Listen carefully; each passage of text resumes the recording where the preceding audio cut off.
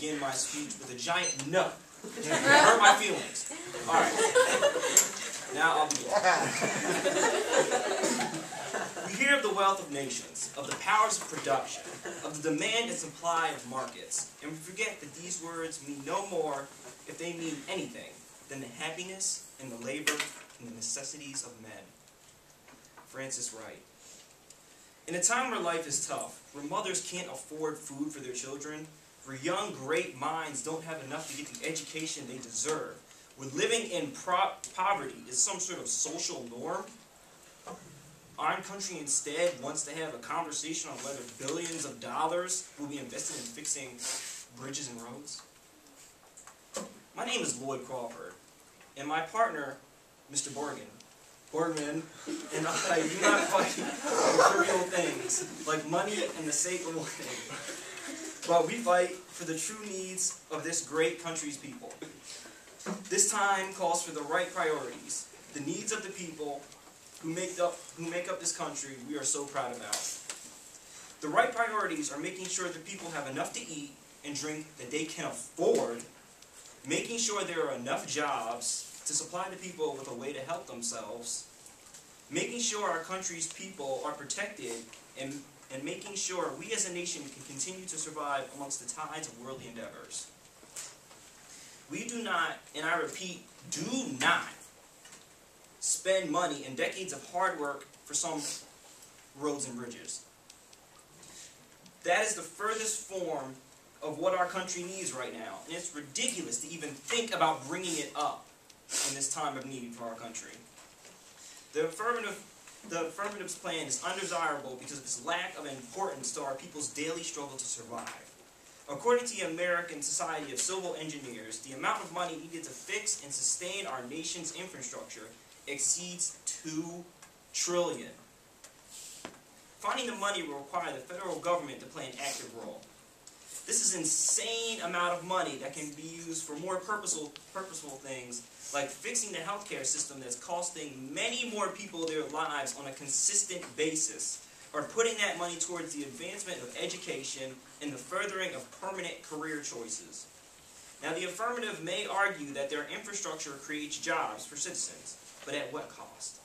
Do you want our government to spend trillions of dollars fixing infrastructure which is not in immediate danger, does not hurt our people on a consistent basis, and takes far too long to really be effective, just to create a list of temporary jobs that won't be in supply for long?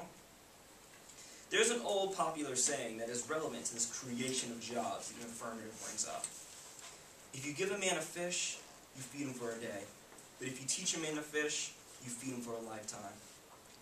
These jobs would be temporary, whereas with the kind of money we would be spending on this project, we could be using on creating new career options and advancement education for the non-wealthy of America.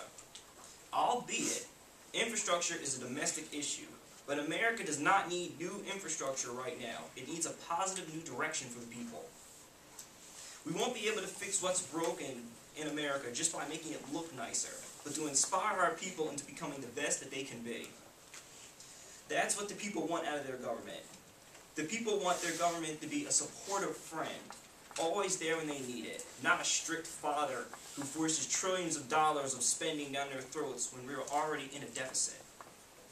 That's what makes the affirmative's plan also impractical. The fact that this large sum of money and the excruciating amount of time needed for this project will only diminish public opinion. As far as safety goes, yes, reconstructing our infrastructure would make us a bit safer. Or will it? You see, the amount of fossil fuels needed to produce materials for this reconstruction program is astonishing. The affirmative just talks of fixing infrastructure, but do they know which infrastructure our future needs?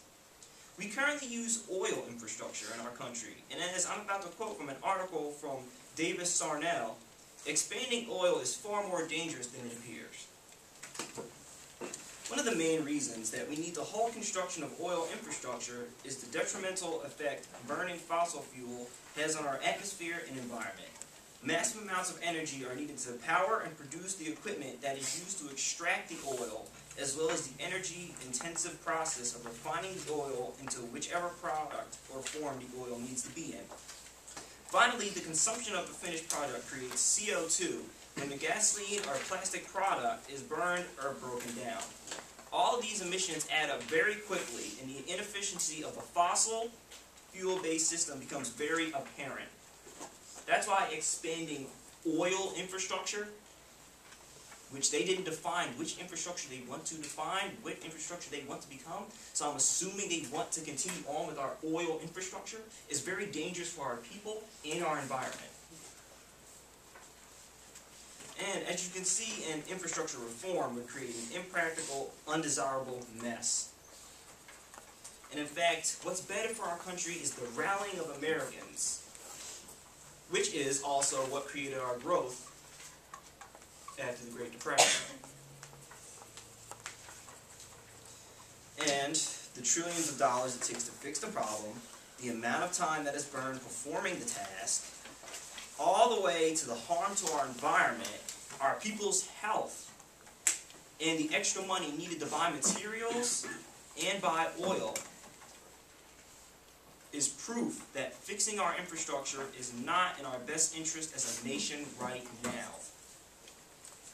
Thank you.